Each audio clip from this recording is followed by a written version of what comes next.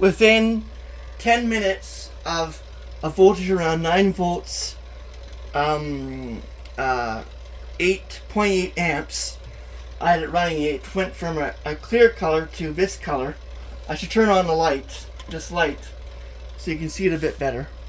As you can see, this is copper, not copper 1, but copper 2 nanoparticles. But I don't know the size, but I know if you, by running it on a moderate voltage, you get a moderate amount of size. A moderate amount of size of nanoparticles. This is a method of making nanoparticles. Pure copper, 10 grams of sodium citrate, and a couple grams of citric acid. And this does create nanoparticles. You need stirring, and I recommend increasing stirring a bit. And then could you see here?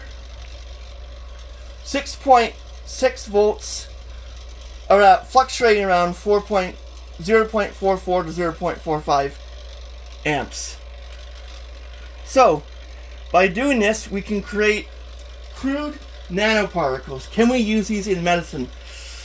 I don't know. You'd have to purify them somehow with centrifugation to get out the sodium citrate and other stuff. How would you purify the sodium citrate and the citric acid, which could be harmful byproducts from the nanoparticles?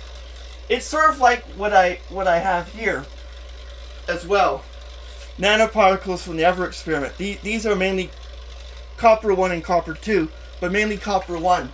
I don't know if you could use these for medical stuff because you'd have to find a way of purifying them.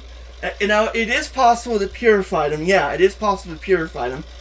I would put this into a glass bottle, seal it, and then leave it out in the cold for a bit to get sodium citrate and other stuff to drop out. You'd be left with the nanoparticles when you do that, and that would be called cold fracturing or cold filtration, where you decant a solution after it's been running. Right now it's quite hot.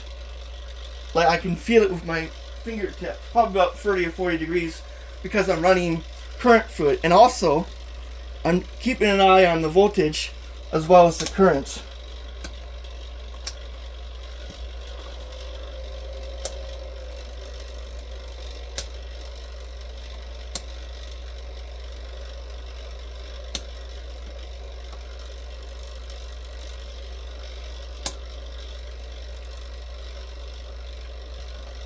Well, strangely, it doesn't want to read that type of current.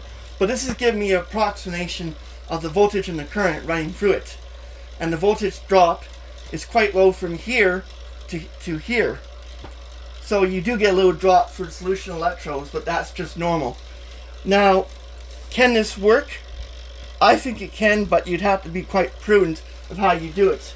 You'd have to filter it first to get off all the copper particles that are falling apart from the copper. Then you have to either use centrifugation.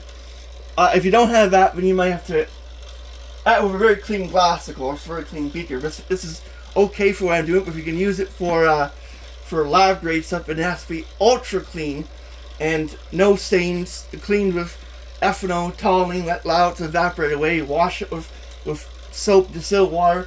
You have to be very, very clean for this to work too. But you can make copper nanoparticles and probably could use them medically if you filtered them for cold temperatures several times and tested them for the ionic concentration of copper, like a SDS or a ionic machine that measures the copper nanoparticles or the copper concentration. You could do this, but you have to be very wary that impure copper could make somebody sick. So only do this. I'm only doing this to show how to make them. I don't recommend you making them yourself, but you could make them for medical grade stuff. But you'd have to have a very, very clean and lengthy protocol how to do it with quality control, very good quality control to make sure you don't get sick. This is my warning if you're going to make them this way.